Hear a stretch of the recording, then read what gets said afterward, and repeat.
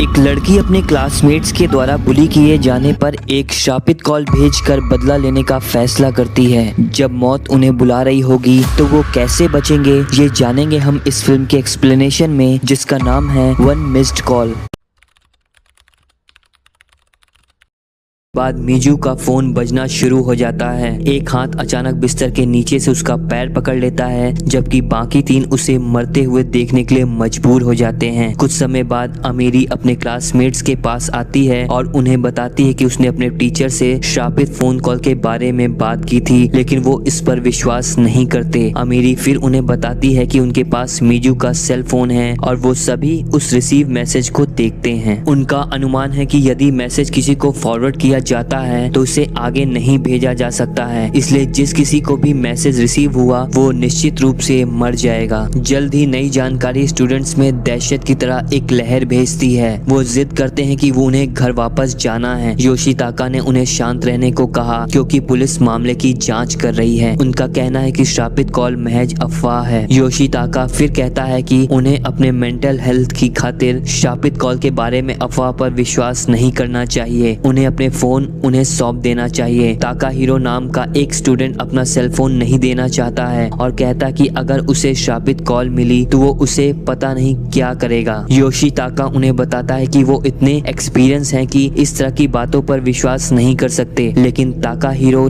ने यह कहकर जवाब दिया कि उनके 3 साथी पहले ही मर चुके हैं और अफवाह पर विश्वास करने के लिए पर्याप्त है। बाद में ताकाहिरो अपना सेल फोन दिए बिना वहां से भाग जाता है। स्टूडेंट अब भी सोचते हैं कि यह पाम का अभिशाप है और वो अमीरी से पूछते हैं क्या पाम पहले ही मर चुकी है या नहीं। उनकी चिंताओं को सुनने के बाद अमीरी ने असुका को बुलाने का फैसला किया। कुछ मिनटों के लिए फोन की घंटी बजती है और आखिर असुका कॉल उठाती है। अमीरी पूछती है कि क्या वो वास्तव में असुका है और क्या वह ठीक है, लेकिन असुका अमीरी के सवालों का जवाब दिए बिना ही बात करती है। असुका अमीरी से पूछती है क्या वह मुर्गे की चोंच मारने के बारे में जानती है। फिर यह कहकर आगे बढ़ती है कि जब उन्हें एक छोटी सी जगह में बंद कर दिया जाता है तो वो कमजोर मुर्गे को चोंच मारते हैं, जबकि कमजोर मुर्गे केवल फर्श पर चोंच मारते हैं। वो कहती है कि वो सोचती है कि लोग वैसे ही होते हैं जैसे सबसे कमजोर लोगों को चोंच मार दी जाती है, लेकिन इंसानों में धमकाने वालों को ये नहीं पता होता कि उन्हें उन्हीं चीजों का सामना करना पड़ेगा जो उन्होंने अजूसा, तेरुआ और मिजिर जैसे दूसरे लोगों के साथ किया था। अमीरी पूछने की कोशिश करती है कि क्या वो हत्याओं के बारे में जानती है, लेकिन असुका ने अपनी बात जारी रखी। वो कहती है कि लोगों को दूसरों पर चोंच मारने के लिए कारणों की आवश्यकता नहीं है, लेकिन वो तब तक नहीं रुकेंगे जब तक कि सबसे कमजोर व्यक्ति मर ना जाए। इसके बाद असुका अचानक कॉल काट देती है। हालांकि अमीरी उससे पूछने की कोशिश करती है कि क्या हुआ। इसके बाद अमीरी को जल्द ही अपने बॉयफ्रेंड का मैसेज मिलता है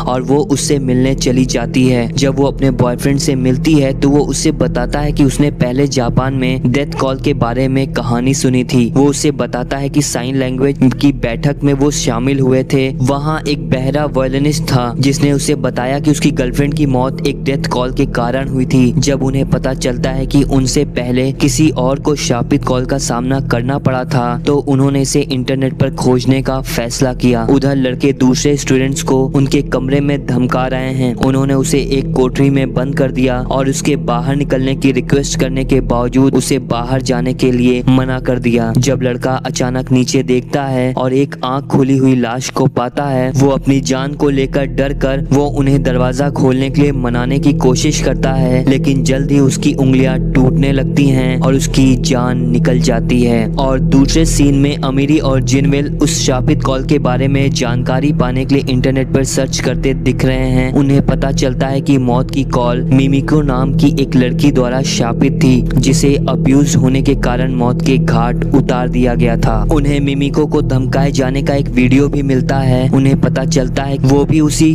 अभिशाप का सामना कर रहे हैं। अमीरी कहती है कि वो असुका को फिर से कॉल करेगी और जब वो कॉल बटन दबाने ही वाली थी तभी मारी नाम की एक लड़की आती है। वो कहती है कि वो अमीरी को लेकर परेशान थी। जब वो असुका को बुलाती है तो अमीरी उसे 1 मिनट रुकने के लिए कहती है तो मारी समय निकालकर जिनविल से बात करती है। जिनविल ने उन्हें पाम के बारे में बात करते सुना। मारी से पूछा कि वो कौन कौन है। मारी उसे बताती है कि पाम उनकी क्लास फेलो थी जिसने फांसी लगा ली और हर कोई सोचता है कि ये उसका अभिशाप है। इस बीच अमीरी असूका से बात करती है और पूछती है कि वो अजूसा और तेरुया के बारे में क्या जानती है। असूका कहती है कि अमीरी को अकाइका को भी लिस्ट में जोड़ना चाहिए। अमीरी उसके अजीब बिहेवियर को लेकर कंफ्यूज लगती है और पूछती है कि क्या वो हत्याओं में शामिल है। असूका उससे कहती है कि उसने पहले कभी उसकी परवाह नहीं की तो अब क्यों पूछ रही है। अमीरी इन सब से परेशान है और पूछती है क्या वह मिमिको को जानती है, लेकिन असूका कोई जवाब नहीं देती है और उसे मारी को फोन पर बुलाने के लिए कहती है। जब मारी फोन लेती है तो असूका मैसेज से वही शब्द दोहराती है कि अगर वो मरना नहीं चाहती तो इस मैसेज को फॉरवर्ड करे और जल्द ही मारी का फोन बजने लगता है। मारी चिल्लाती है उसने कभी असूका को धमकाया नहीं, लेकिन असूका का कहना है कि जो लोग बदमाशी को बिना रोके देखते हैं वो वही हैं। जब कॉल कट जाती है तो मारी अपना फोन निकालती है और मैसेज देखकर घबरा जाती है। मारी अचानक कमरे से बाहर भागती है और गलियारे में चली जाती है जहां लाइट बंद हो जाती है और मारी को एक रहस्यमयी छोटी लड़की दिखाई देती है। अमीरी और जिन मारी का पीछा करते हैं और लॉन्ड्री रूम में जाते हैं जहां उन्हें एक हिरोयुकी नाम का छात्र रोता हुआ मिलता है। जल्दी लाइट वापस आ जाती है और उन्हें वॉशिंग मशीन से तेज आवाज सुनाई देती है। वो धीरे धीरे आगे बढ़ते हैं और मशीन के अंदर एक लाश को घूमते हुए पाते हैं। वो पीछे मुड़कर देखते हैं कि मारी वहां खड़ी है और वो उन्हें बताती है कि उसने मैसेज मिनोरी को भेज दिया है। अमीरी को फिर से असूका का फोन आता है जो कहती है कि वो सोच रही थी कि मारी उसे मैसेज भेज देगी। अमीरी को अब यकीन हो गया है कि ये मैसेज असूका ही भेज रही है, इसलिए वो उससे ऐसा करने से रोकने के लिए रिक्वेस्ट करती है। लेकिन असूका कहती है कि वो कुछ नहीं कर सकती क्योंकि पाम कहती है कि ये नहीं रुक सकता।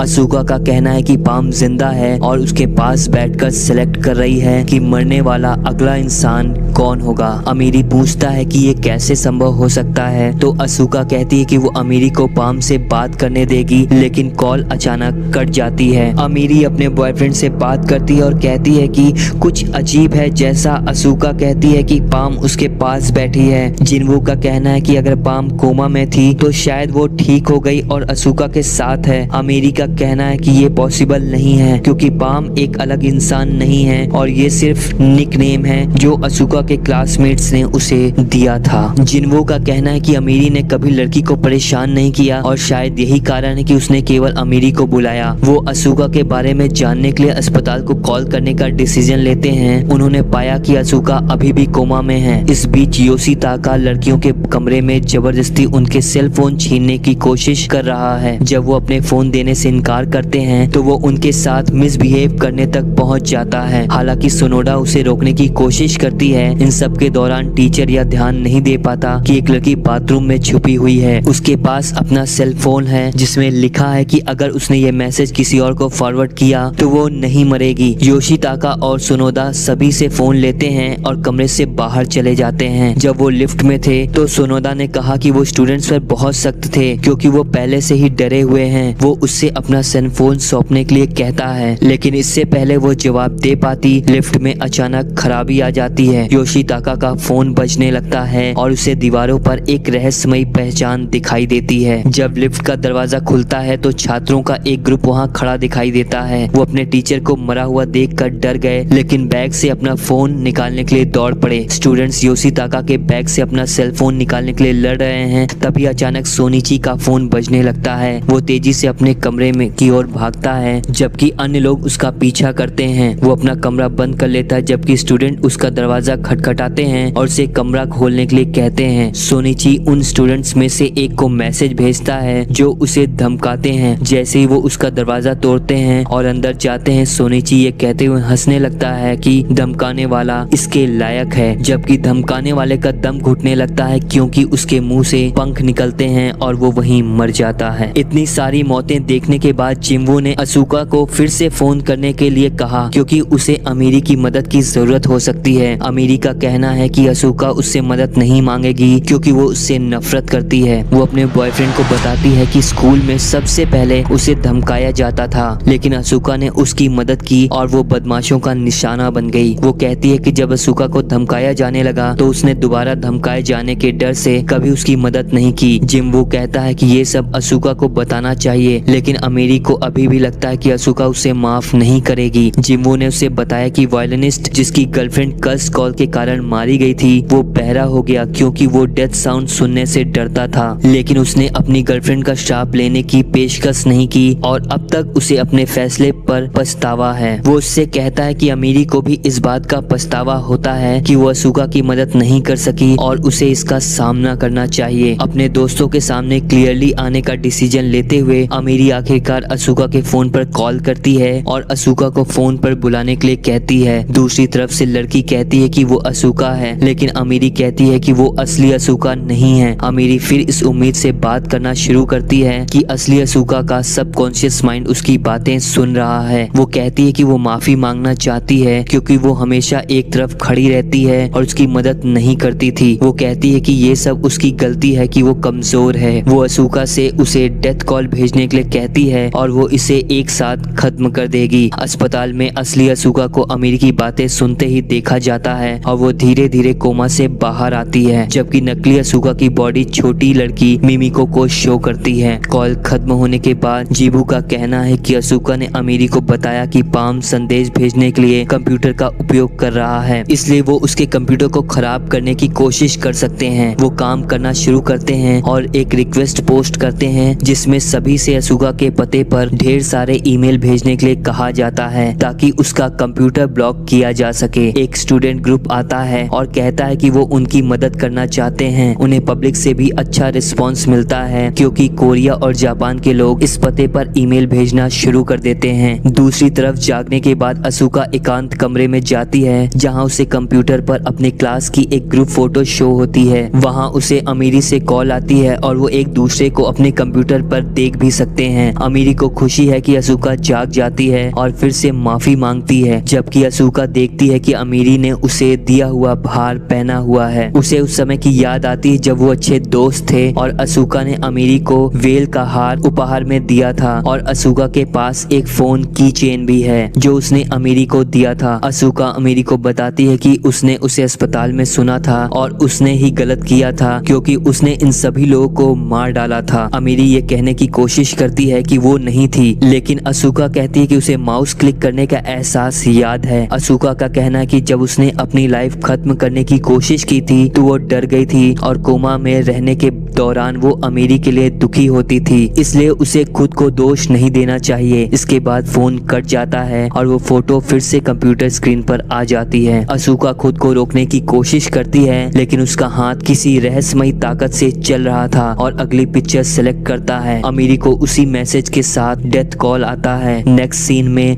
अशोका को उसके स्कूल ले जाया जाता है। वो अपनी क्लास में थी और बाहर निकलने की कोशिश करती है, लेकिन लड़की की आत्मा उसे रोक देती है क्योंकि दरवाजे और खिड़कियां अपने आप बंद हो जाते हैं। अमीरी को भी स्कूल ले जाया जाता है। यहाँ स्कूल में अशोका चिल्ला रही थी, वो उसे ढूंढने की कोशिश करती है। अमीरी को पता चलता है कि अशोका उस लड़की मिमिको के साथ अपनी जान लेने वाली है जो अभिशाप फैला रही है। अमीरी अशोका को अपने प्रॉमिस के बारे में याद करवाती है और अमीरी अशोका की जगह खुद को मारने की कोशिश करती है, पर तभी अमीरी का बॉयफ्रेंड उसका फोन लेकर खुद को मैसेज सेंड कर लेता है और वो खुद को अमीरी के सामने खत्म कर लेता है। इन सब के बाद अमीरी पैरालाइज हो जाती है और यहीं पर ये फिल्म खत्म हो जाती है। अगर आपको ये एक्सप्लेनेशन अच्छा लगा हो तो वीडियो को लाइक और चैनल को सब्सक्राइब जरूर कर दें।